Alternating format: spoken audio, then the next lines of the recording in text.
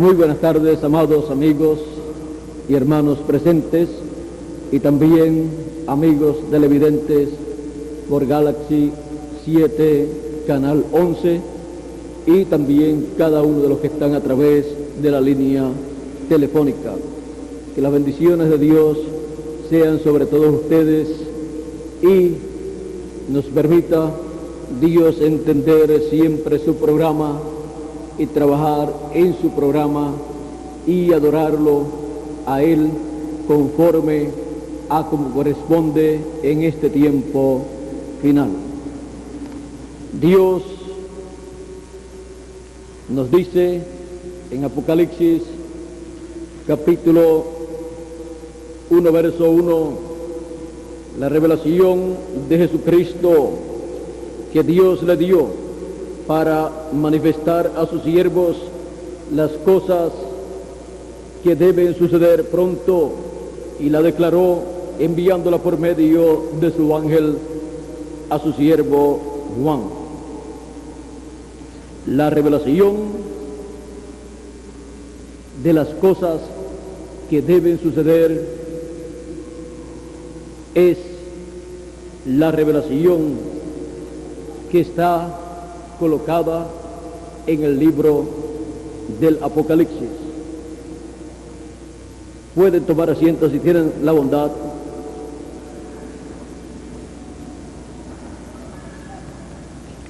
A través del libro del Apocalipsis encontramos un sinnúmero de símbolos, porque el libro del Apocalipsis es un libro simbólico que contiene las cosas que deben suceder durante la dispensación de la gracia y luego durante la dispensación del reino, y también las cosas que sucederán cuando termine el glorioso reino milenial. O sea, nos muestra todas las cosas que deben suceder, y todo lo muestra en forma simbólica, porque es un libro simbólico y es un libro profético. Por eso encontramos aquí mismo en el capítulo 1 de Apocalipsis, verso 3, que dice así: bienaventurado el que lee y los que oyen las palabras de esta profecía y guardan las cosas en ella escritas, porque el tiempo está cerca. Ahora vean que es un libro profético, pero está en forma simbólica. Dios siempre, todo lo que ha hecho, primeramente lo ha presentado en símbolos, porque siempre tiene que haber algo que lo simbolice. Siempre ustedes encontrarán que todo lo que Dios hace anteriormente hay símbolos que hablan proféticamente de esas cosas que Dios hará. Dios en esa forma también esconde de los sabios y de los entendidos estos misterios del reino de Dios que serán realizados. Y así cada persona actúa usando su libre albedrío, de tal forma que todos podrán ver lo que Dios estará haciendo, y podrán ver que está profetizado en diferentes lugares en forma simbólica, porque siempre tiene que haber algo que lo simbolice, lo que Dios hará, ya sean bendiciones o juicios divinos. Por lo tanto, la Escritura contiene todos los símbolos bíblicos de las cosas que acontecerán a través de la historia de la raza humana. Podemos ver la venida del Mesías, la venida del Señor Jesucristo como Cordero de Dios, en su primera venida, desde el Génesis, ya representada. Estaba allí simbolizada su venida en aquel animalito que murió, del cual Dios tomó sus pieles y las dio a Adán y a Eva para vestirse.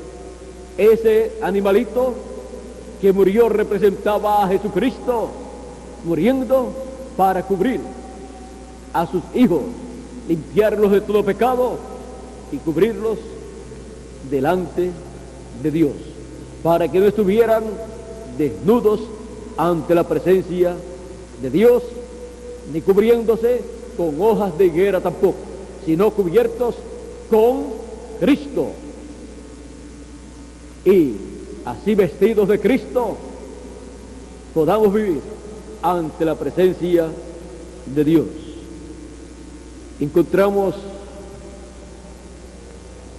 que todo lo que Dios ha hecho en el pasado ha estado simbolizado primeramente. Y encontramos que las cosas que Dios haría en el Nuevo Testamento están simbolizadas en el Antiguo Testamento y también están simbolizadas en el Nuevo Testamento. Por ejemplo, tenemos el llamado del pueblo bajo la dispensación de la gracia, representada en los discípulos de Jesús pescando peces, los cuales ellos no podían pescar primero porque no existían, y decían: hemos tirado toda la noche las redes y nada hemos pescado. Y luego Jesús dijo: tiren la red a la derecha. Él creó para ellos peces, ellos tiraron las redes y casi no podían sacar esas redes cargadas de peces. Encontramos también que el cristianismo ha sido representado en los peces, y la dispensación de la gracia fue manifestada en la era de Piscis, porque la era de Piscis representa el cristianismo.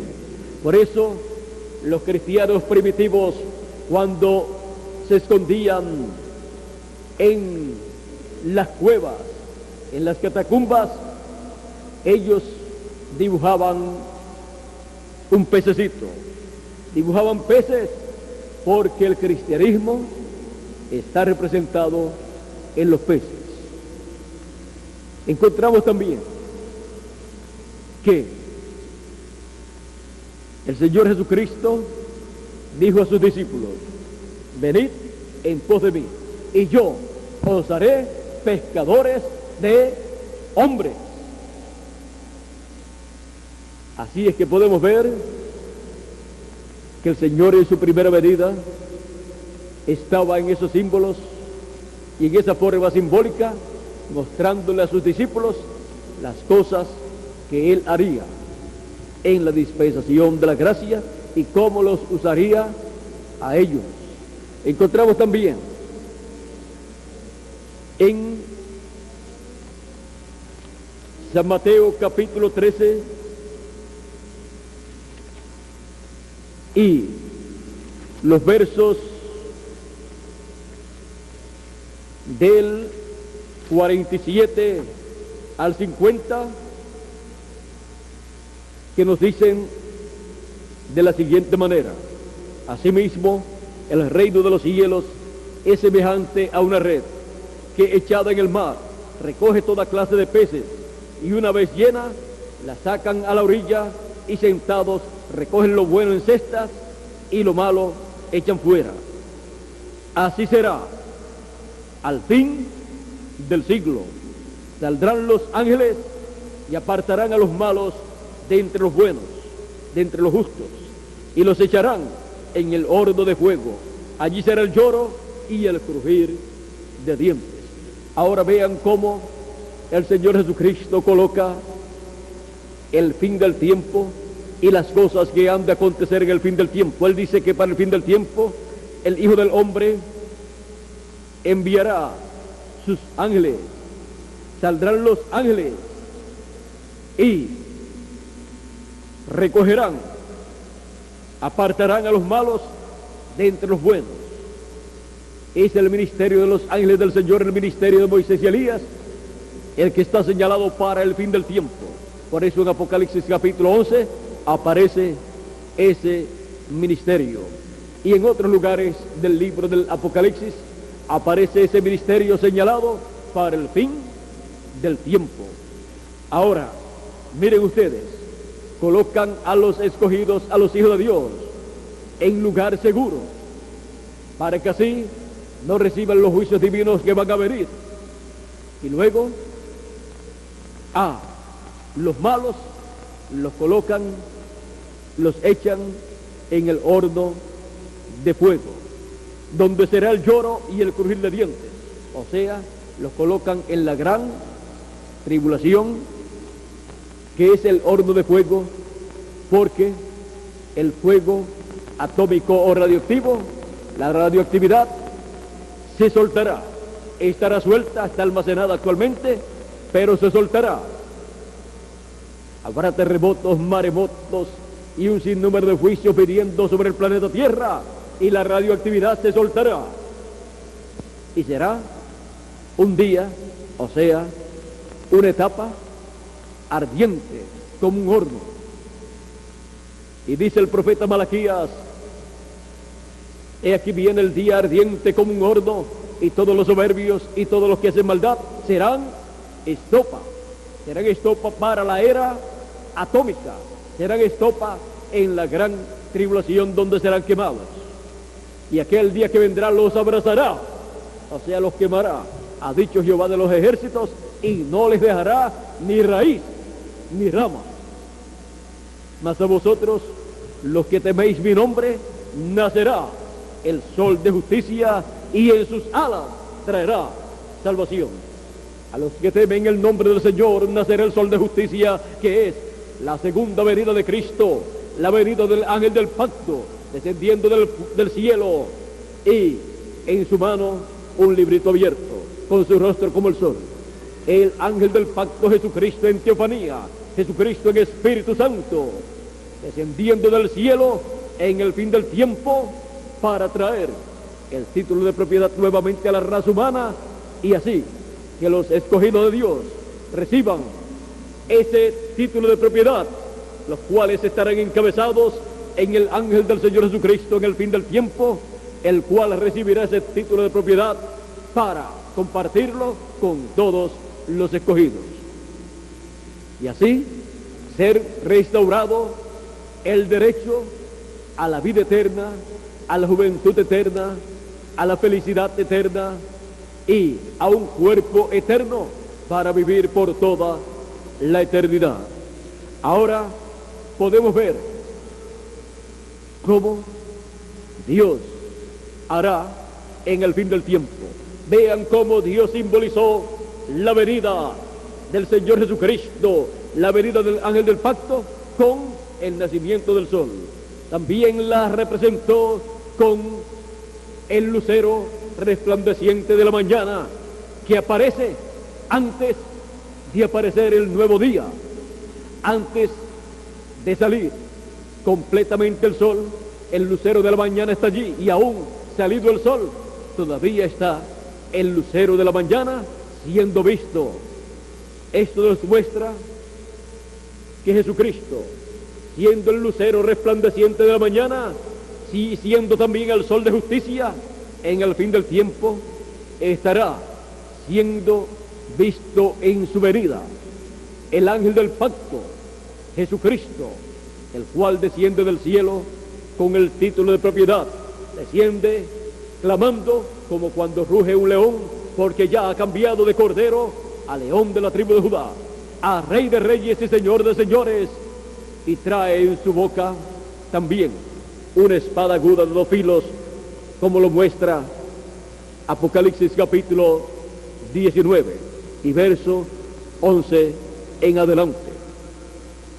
Así es que podemos ver en todos los símbolos bíblicos, símbolos apocalípticos, símbolos en las cartas de los apóstoles y símbolos en los evangelios y símbolos también en la ley y los profetas, en el Génesis y en toda la Biblia, los símbolos del fin del tiempo, los símbolos de la venida del Señor, los símbolos que representan también a los escogidos de Dios siendo llamados y juntados con el mensaje de la gran voz de trompeta. Miren cómo el mensaje final es representado en una gran voz de trompeta o trompeta final, porque es la voz del Señor Jesucristo, del ángel del pacto, hablándole a sus hijos en el fin del tiempo. Todo esto está así mostrado, porque Él así lo pensó y lo ejecutó, y así escondió los misterios del reino de Dios de los ojos de los sabios y entendidos que han estudiado y han usado todo lo que han tenido para obtener grandes grados, altos grados en teología, en divinidad, como hicieron los sabios y entendidos del tiempo del Señor Jesucristo, como el sumo sacerdote, los doctores de la ley, los fariseos, los saduceos y todas estas personas. Pero cuando vino el Mesías, Cristo, en su primera ocasión, su teología no pudo dar en el blanco con quién era el Mesías que ellos estaban esperando, y lo confundieron diciendo que era Belcebú, que era un loco, que era un samaritano. Todo esto lo decían para que la influencia que él tenía sobre el pueblo fuera decayendo y el pueblo quitara sus ojos de Jesús de Nazaret como el Mesías que ellos estaban esperando. Pero el pueblo tenía hambre de recibir el cumplimiento de la promesa de la venida del Mesías, y estaban en el tiempo perfecto, en el tiempo de la semana número 70 de la profecía de Daniel, pero no quisieron reconocer sus líderes, los sabios entendidos, que aquel Jesús de Nazaret, aquel joven sencillo, aquel joven carpintero de Nazaret, era el Mesías que ellos estaban esperando. Lo despreciaron porque ellos querían un Mesías intelectual, un Mesías lleno de doctorados, un Mesías que viniera en otra forma y no en la forma que vino. Pero él tuvo que venir en esa forma porque así estaba profetizado de él, y sin atractivo, porque así decía la Escritura. Vino en simplicidad. Dios siempre que anuncia algo grande para llevar a cabo, lo hace en forma sencilla. Y si anuncia algo más grande todavía, lo hace en forma más sencilla todavía. Miren ustedes, prometió enviar un hombre grande para prepararle el camino al ángel del pacto. Y cuando lo envió, era un hijo de un sacerdote, hijo del sacerdote Zacarías, y se llamó ese profeta precursor de la primera venida de Cristo, Juan, y le llamaban Bautista porque bautizaba. Y cuando vino uno mayor que Juan, del cual Juan decía: después de mí viene uno mayor que yo, cuando vino, no era un hijo de un sacerdote, no era un hijo de un hombre que predicaba la religión hebrea, no, era un sencillo joven carpintero, del cual pensaban que era hijo de José o de alguna persona, pero era el hijo del Dios viviente. Era nada menos que Emmanuel, que traducido es Dios con nosotros. ¿Vieron ustedes que Juan el Bautista era sencillo y fue anunciado como un hombre grande? Y cuando vino uno más grande que Juan, era más sencillo que Juan el Bautista. No era hijo de un sacerdote, era más bien un sencillo joven carpintero de Nazaret. Así es que podemos ver que Dios siempre obra en forma sencilla, y la simplicidad con la cual Dios hace sus cosas, o sea, su obra, es la que confunde a la gente. Miren a Jesús enseñándole al pueblo, enseñándole a los doctores de la ley, enseñándole a los fariseos y saduceos, enseñándole a todo el pueblo, y el sumo pontífice va llamado a sentarse a sus pies para recibir la enseñanza de Jesús, y no lo hizo. ¿Y saben lo que decían? ¿Y de dónde saca esa doctrina, esa enseñanza? Sin haber estudiado teología, sin haber estudiado en nuestros institutos y nuestros seminarios. ¿Cómo va a enseñar al pueblo religión? ¿Cómo va a enseñar al pueblo la palabra?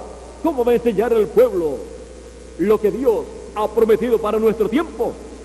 Pero era el profeta más grande de todos los profetas.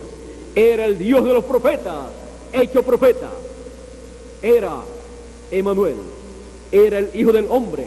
Cuando se dice el Hijo del Hombre, se habla de un profeta. Siempre que hay una manifestación del Hijo del Hombre, es una manifestación de Dios en carne humana, y esa manifestación de Dios en carne humana es en un profeta, en un hombre con las dos conciencias juntas. Por eso Dios le decía a Ezequiel: Hijo del hombre, profetiza. Hijo de hombre, di esto y lo otro. ¿Por qué? Porque hijo de hombre o del hombre siempre ha sido, es y será un profeta en la escena, con la manifestación de Dios para ese tiempo, para esa dispensación. Pero el que es importante es el que está dentro de ese velo, que es Dios, que es el ángel del pacto, el cual ha estado a través de la historia de la raza humana velándose, o sea, cubriéndose de piel en sus profetas mensajeros de cada tiempo, de cada edad y de cada dispensación. Ha sido Dios en morfe, o sea, Dios cambiando de edad en edad y de dispensación en dispensación su forma visible o su forma física en la cual Él se manifiesta. Y la forma física en la cual Él se manifiesta siempre han sido los profetas de Dios. Y Él, siendo un Dios en morfe, Él se va cambiando de su forma visible, o sea, de su velo de carne, que en una ocasión se puede llamar de un nombre y luego se cambia a otra forma, o sea, se cambia a otro hombre y se llama de otro nombre. Por ejemplo, cuando se nos anuncia en la Escritura que vendrá Elías, pero si ya Elías vino. En la Escritura tenemos profecías de la venida de Elías para el tiempo del Señor Jesucristo, y tenemos también la promesa de la venida de Elías para el fin del tiempo. Y las personas que no saben que Dios se manifiesta en esa forma, Dios en morfe, o sea, cambiando de forma, cambiando de instrumentos, cuando leen en la Escritura, cuando leyeron en la Escritura 2000 años atrás, los doctores de la ley y el sumo sacerdote y todas aquellas personas, que Elías vendría y convertiría el corazón de los padres a los hijos. Ellos estaban esperando literalmente al profeta Elías. aún con todo lo que habían estudiado, teología, aún con todos los doctorados en divinidad que tenían, no habían descubierto que cuando Dios promete que enviará un profeta que ya envió, es el espíritu ministerial, el espíritu de Cristo en otro profeta, manifestándose en forma similar. Por eso, cuando Elías se fue, luego encontramos que Eliseo le había dicho a Elías, cuando Elías le preguntó qué quería que hiciera por él. Eliseo era el discípulo e hijo de Elías en el evangelio, en el mensaje, en la palabra. Eliseo dijo que venga sobre mí una doble porción del Espíritu que está en ti. Elías dijo, cosa difícil tú has pedido. ¿Por qué cosa difícil? Elías le había dicho, lo que tú pidas, pide lo que tú quieras. Pero lo más difícil de todas las cosas difíciles que una persona puede desear o puede pedir es que venga el espíritu ministerial de un profeta a otro profeta. Porque cuando Dios escucha eso, ese deseo o esa petición, si Dios para ese tiempo no tiene asignado un espíritu de profeta, un ministerio de profeta para ese tiempo, no puede enviarlo, porque él no puede romper su programa. Pero miren ustedes, el deseo de Eliseo estaba de acuerdo a la palabra de Dios, estaba de acuerdo a los planes de Dios para aquel tiempo. Lo que Eliseo estaba pidiendo, lo estaba pidiendo en la perfecta voluntad de Dios. ¿Por qué? Porque Dios le había dicho a Elías, cuando estuvo en el monte Horeb, o sea, en el Sinaí, y oyó la voz de Dios, aquella voz apacible, Dios le dijo, ve, unge a Hazael por rey de Siria o Asiria, Siria yo creo que es, y también unge a Jehú por rey de Israel, creo que fue, o de Judá, y luego unge a Eliseo por profeta en lugar tuyo, un profeta en lugar de Elías. ¿Qué es eso? Un profeta con el espíritu y virtud de Elías, después de Elías Tibita.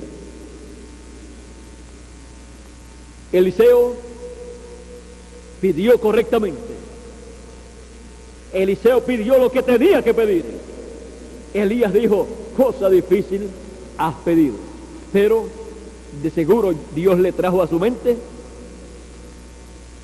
yo te mandé a ungir a Elías por profeta, a Eliseo por profeta en tu lugar.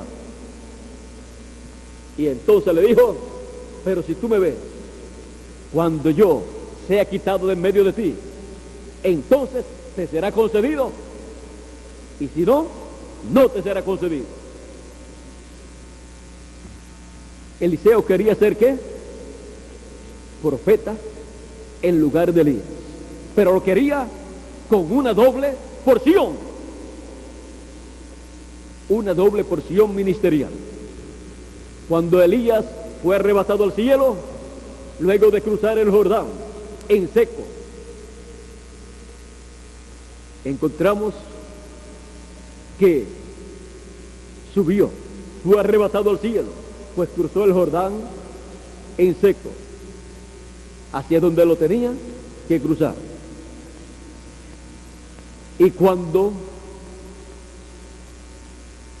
desapareció, encontramos que Eliseo tomó el manto de Elías que se le había caído, y luego de llorar y de clamar: Padre mío, porque era su Padre en el mensaje, en el Evangelio, en la revelación divina, y lo amaba como a un padre. Él fue, Elías, su maestro. Pocas son las veces que un profeta puede ser enseñado por otro profeta estando vivos los dos. Y Eliseo tuvo ese privilegio de ser enseñado por el profeta que lo precursó a él, por el profeta que fue enviado para ungirlo como profeta después de Elías.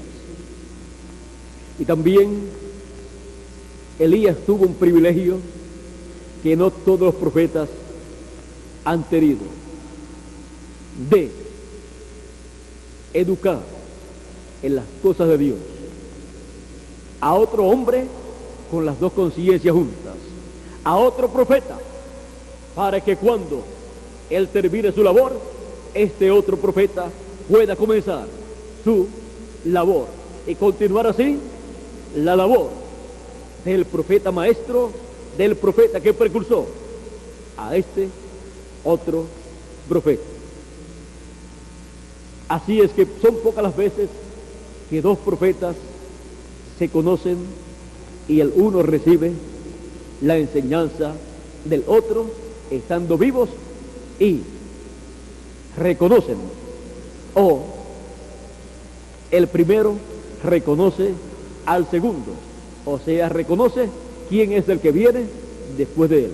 Juan el Bautista fue otro que tuvo ese privilegio. Estuvo anunciando que el Mesías, el Cristo, el próximo profeta que vendría, sería el Mesías.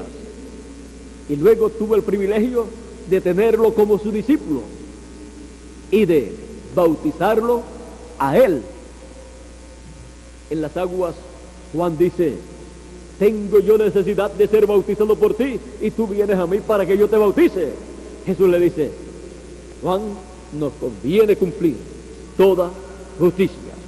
Convenía que Jesús hiciera conforme a como Juan había dicho que había que ser. Por lo tanto, siendo Jesús el Cordero de Dios, tenía que ser lavado antes de ser ofrecido en la cruz del Calvario 3 años y medio después. Así es que Juan tuvo el privilegio de tener como su discípulo a su precursado. Él tuvo el privilegio de decir: en medio de vosotros está, o sea, en medio de mi congregación, en medio de mis seguidores, en medio de nosotros está, o de vosotros, hablándole a ellos, en medio de vosotros está uno del cual yo no soy digno de desatar la correa de su calzado. Este es el que os bautizará con Espíritu Santo y fuego. Y cuando lo vio, dijo: he aquí el Cordero de Dios. Y Andrés y otros discípulos de Juan, cuando escucharon esto, siguieron a Jesús luego que terminó la actividad, y vinieron a ser discípulos de Jesús. Estos discípulos de Jesús, Andrés y otros discípulos, y quizás alguno más, tuvo el privilegio de recibir la enseñanza del precursor de la primera venida de Cristo, y luego de recibir al precursado, y luego tener la enseñanza del precursado también. Y Juan tuvo el privilegio de tener en sus seguidores, en su grupo, de tener entre sus discípulos personas que verían y seguirían al que él estaba preparándole el camino. Y eso es un privilegio muy grande para un precursor, porque un precursor tiene como labor preparar al pueblo para la venida de lo que él está anunciando. Y si el pueblo está preparado y recibe lo que Él está anunciando, Él puede decir, este pueblo que Dios me dio para preparar es un pueblo bueno, es un pueblo de un corazón dulce, amable, es un pueblo que ha recibido y ha entendido el mensaje que Dios me ha dado para ellos. Pero sí, cuando viene el precursado, los que estaban con el precursor lo rechazan. El precursor se sentirá triste y pensará, tanto tiempo que estuve con ellos enseñándoles y no entendieron el mensaje con el cual yo le estaba preparando el camino al que vendría después de mí.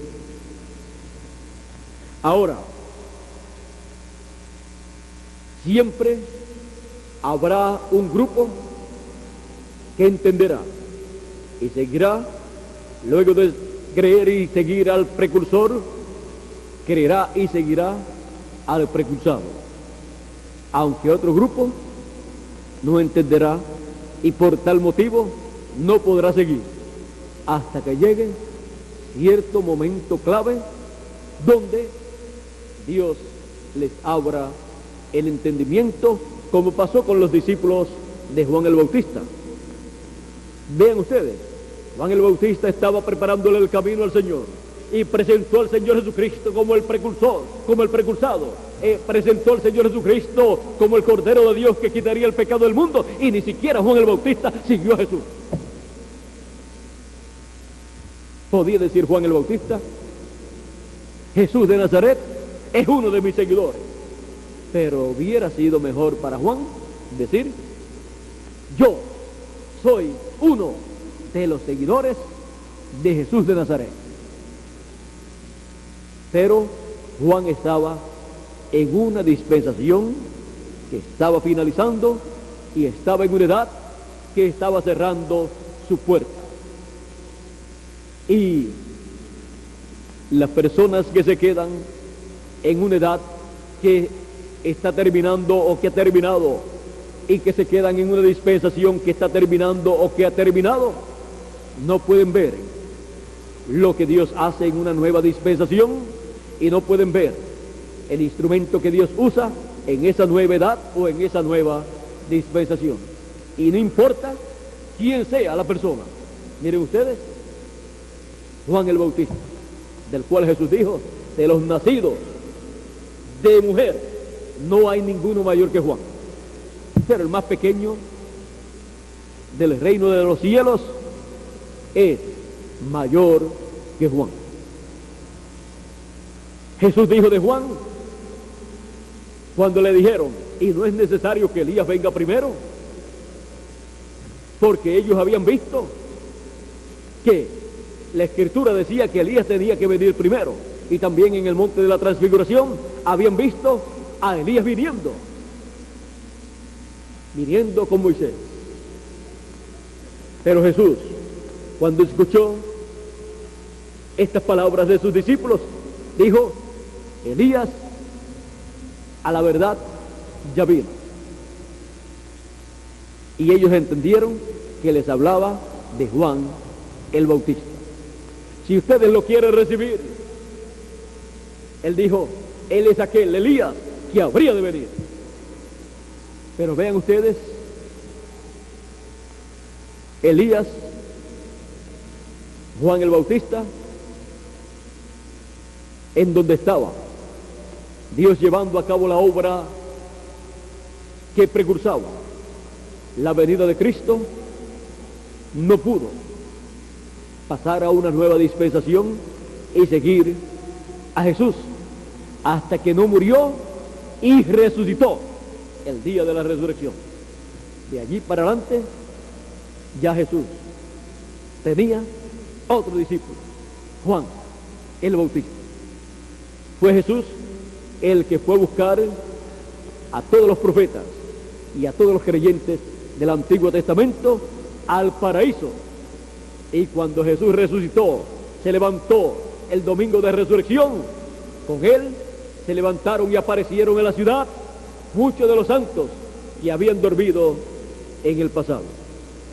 Ahora podemos ver cómo estas cosas que acontecieron en el pasado son tipo y figura, son la sombra de las cosas que acontecerían en el fin del tiempo. Por eso encontramos que para el fin del tiempo también Dios ha prometido que enviará a Elías. Y la gente piensan, vuelve el profeta Elías que fue raptado en un carro de fuego, platillo volador, miles de años atrás. Pero quien viene es el espíritu y virtud de Elías. Ya cuando vino Juan el Bautista era la tercera ocasión, pues en Eliseo había venido en la segunda ocasión en una doble porción. Miren ustedes aquellos hijos de los profetas cuando vieron que Eliseo con el manto de Elías partió, abrió el Jordán como lo había hecho Elías, dijeron: el espíritu de Elías ha reposado sobre Eliseo. Pero el pueblo hebreo, cuando vio a Juan el Bautista, no entendió esto para decir: el espíritu de Elías o de Eliseo ha reposado sobre Juan el Bautista, y lo rechazaron.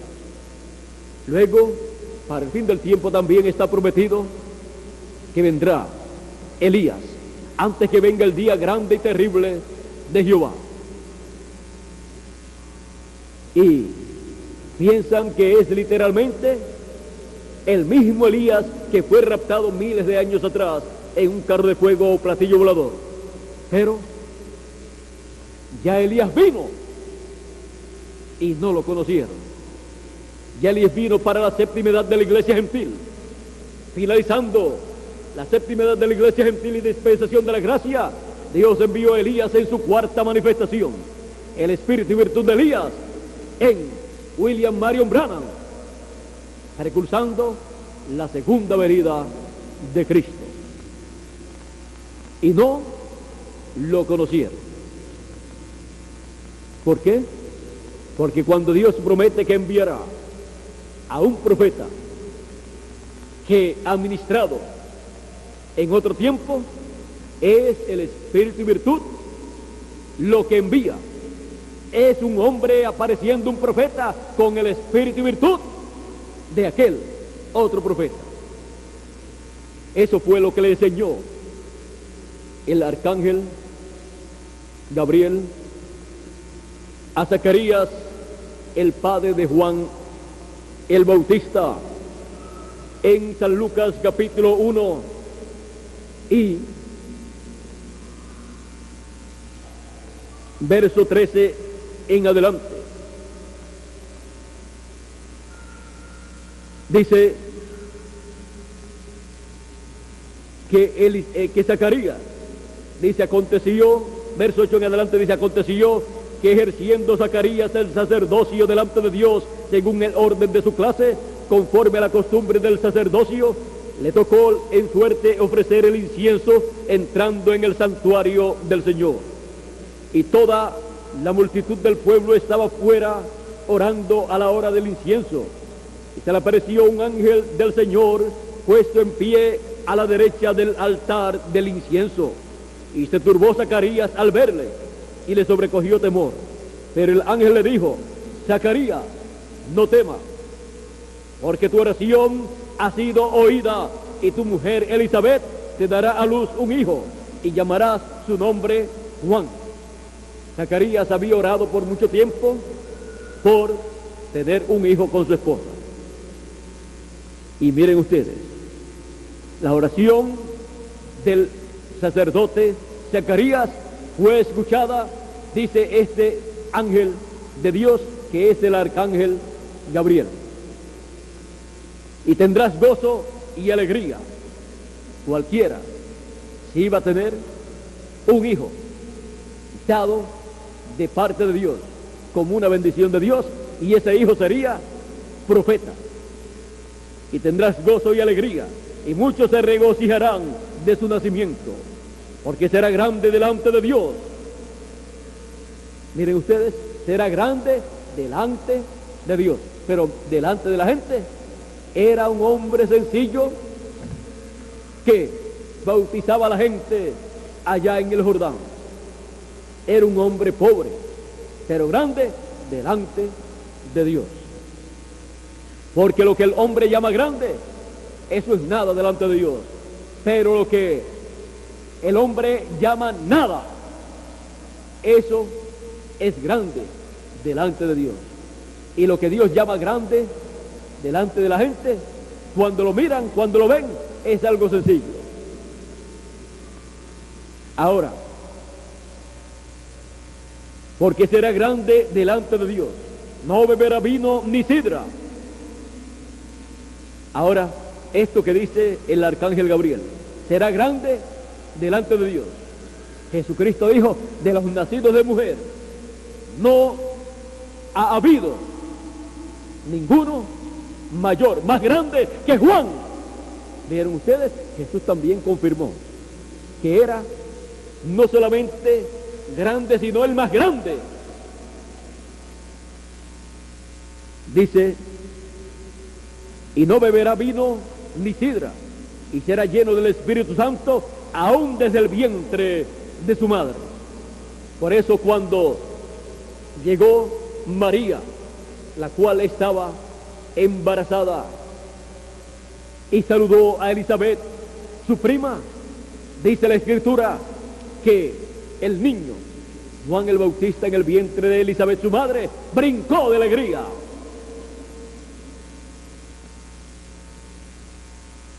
Y hará que muchos de los hijos de Israel se conviertan al Señor, Dios de ellos. Irá delante de él con el espíritu y poder de Elías.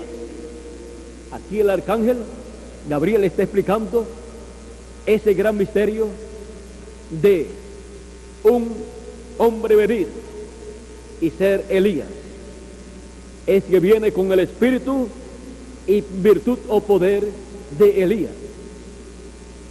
para hacer volver el corazón de los padres a los hijos, y de los rebeldes a la prudencia de los justos, para preparar al Señor un pueblo bien dispuesto. Y cuando le preparó el pueblo bien dispuesto al Señor, era un grupito pequeñito, pero los que lo recibieron entendiendo que aquel Jesús de Nazaret era el Mesías. ¿Recuerdan ustedes cuando trajeron a uno de los discípulos delante de Jesús? Y creo que fue Natanael, o alguno otro de los discípulos, parece que fue Natanael. Cuando lo trajeron delante del Señor, Jesús dice, he aquí un verdadero israelita en el cual no hay engaño. Y él le dice, ¿y de dónde me conoces? Jesús le dice, cuando estabas debajo de la higuera, te vi. Él dice, tú eres el Cristo, tú eres el Rey de Israel. Lo reconoció. Ahora, ven ustedes, con alegría le reconoció y le dijo que era el Rey de Israel, el Cristo, el ungido de Dios. Y así también cuando Jesús preguntó quién dicen los hombres que es el Hijo del Hombre, Pedro dijo, y los discípulos decían, unos dicen que tú eres Elías, otros dicen que tú eres Juan el Bautista que ha resucitado, o alguno de los profetas. Y Jesús pregunta, ¿y ustedes? ¿Quién dicen ustedes que es el Hijo del Hombre? Pedro dice, tú eres el Cristo, el Hijo del Dios viviente. ¿Ven? Ellos reconocieron quién era este sencillo carpintero de Nazaret. Y Jesús dijo, bienaventurado eres Simón, hijo de Jonás, porque no te lo reveló carne ni sangre, sino mi Padre que está en el cielo. pescadores, hombres sencillos, fueron los que reconocieron y proclamaron que Jesús de Nazaret era el Cristo, el Mesías.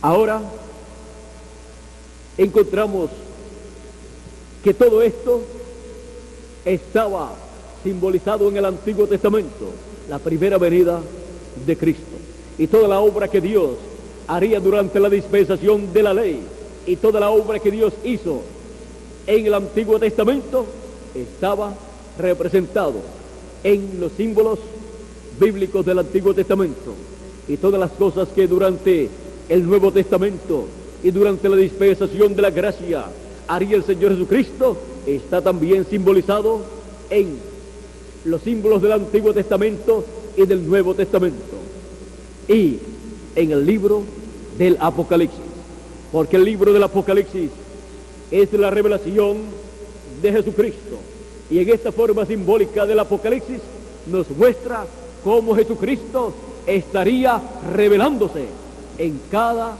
edad durante la dispensación de la gracia, y luego cómo se revelaría al fin o en el fin del tiempo, cuando las edades de la iglesia gentil terminaran y terminara también la dispensación de la gracia.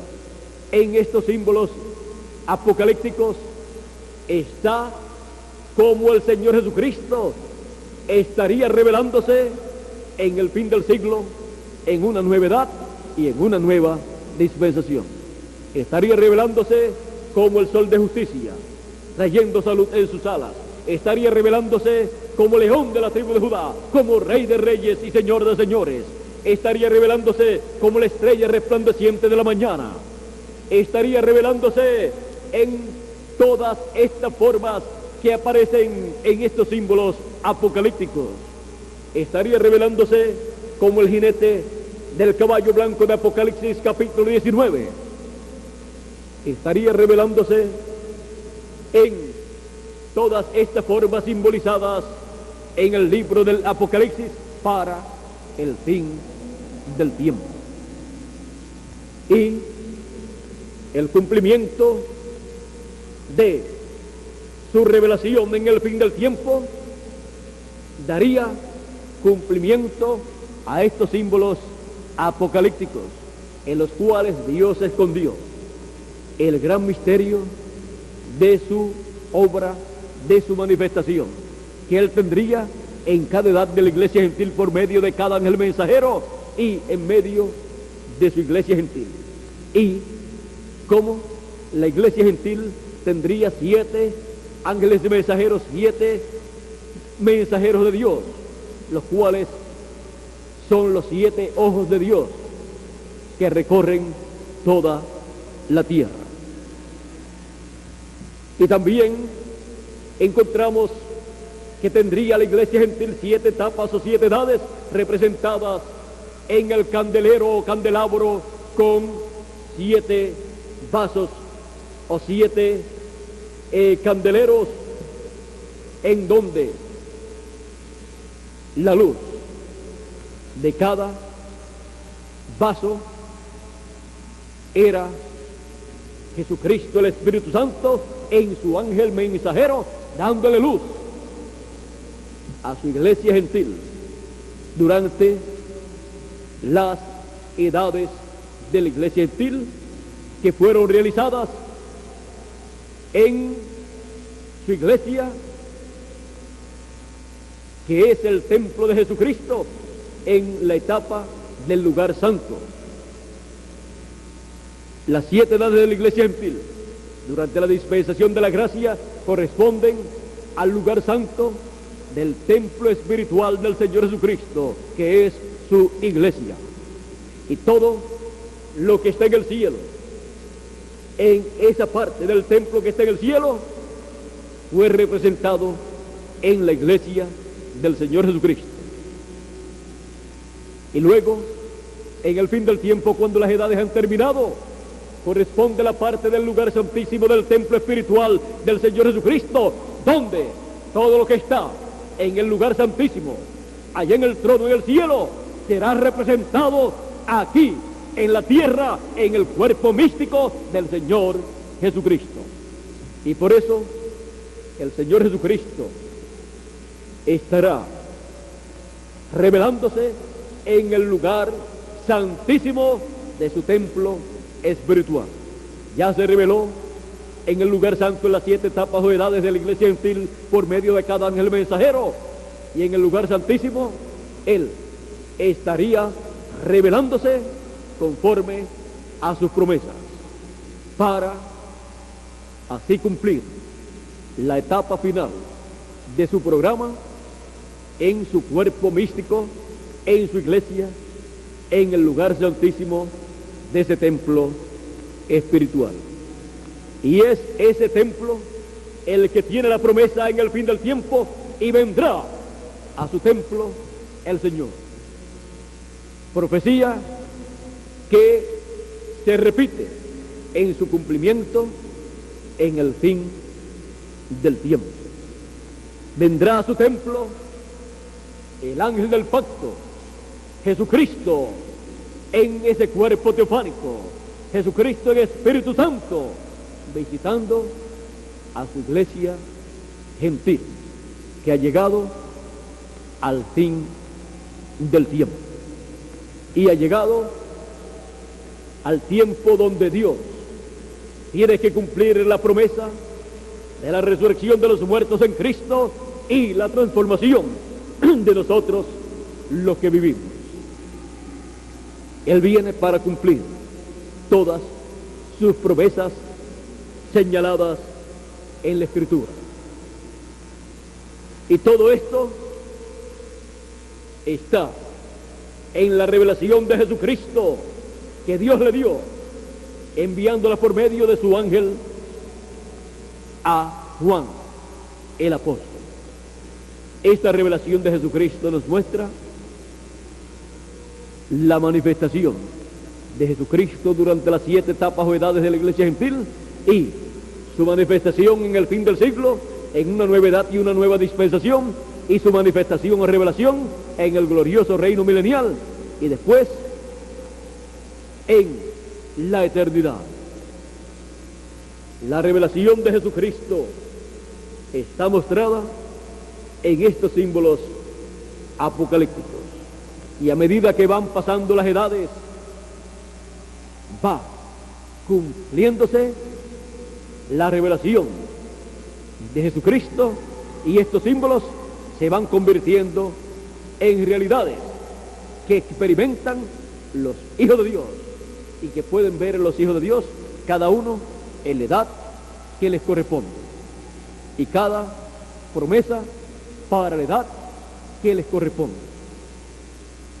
La revelación de Jesucristo en y para el fin del siglo es la más importante de todas en la revelación apocalíptica. Es la revelación que nos dará la fe para ser transformados y raptados. Es de la revelación que nos dará a conocer todas las cosas que deben suceder después de las cosas que sucedieron durante las 7 edades de la iglesia gentil. Y así nos dará la fe para ser transformados y raptados, porque nos estará dando a conocer el gran misterio del 7º sello, que causó silencio en el cielo cuando fue abierto en el cielo.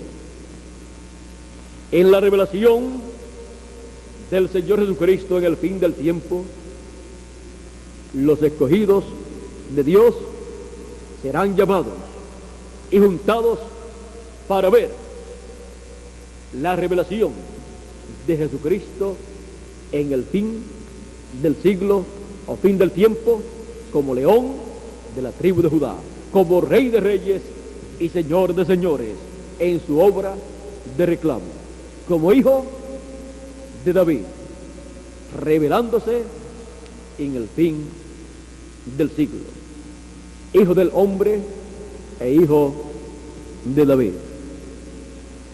La revelación del Señor Jesucristo en el fin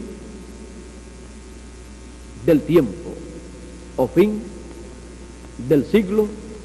Es la revelación que recibiríamos nosotros conforme a la promesa divina. Y es la revelación que nos toca a nosotros.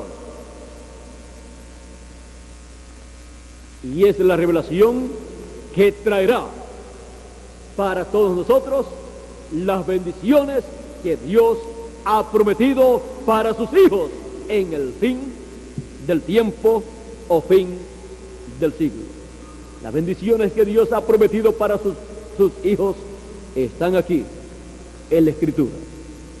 Y Él, en su revelación para el fin del siglo o fin del tiempo, estará cumpliendo esas promesas. Por eso es tan importante para todos nosotros la revelación de Jesucristo en el fin del siglo. La revelación de Jesucristo en el fin del siglo, en donde Él estará revelándose así como se reveló por medio de cada ángel mensajero. Estará revelándose por medio de su ángel mensajero, al cual Él dice que envía para dar testimonio de estas cosas en las iglesias. Apocalipsis capítulo 22 verso 16. Y también lo envía para dar a conocer todas las cosas que deben suceder, como dice Apocalipsis 22 verso 6. Y el Señor, el Dios de los espíritus de los profetas, ha enviado su ángel para manifestar a sus siervos las cosas que deben suceder pronto. Juan, el apóstol, en 2 ocasiones quiso adorar a los pies del ángel del Señor Jesucristo. ¿Por qué? Juan vio la revelación de Jesucristo por medio de su ángel mensajero. Dice Apocalipsis capítulo 1 verso 1, la revelación de Jesucristo que Dios le dio para manifestar a sus siervos las cosas que deben suceder pronto, y la declaró enviándola por medio de ¿quién? Por medio de su ángel.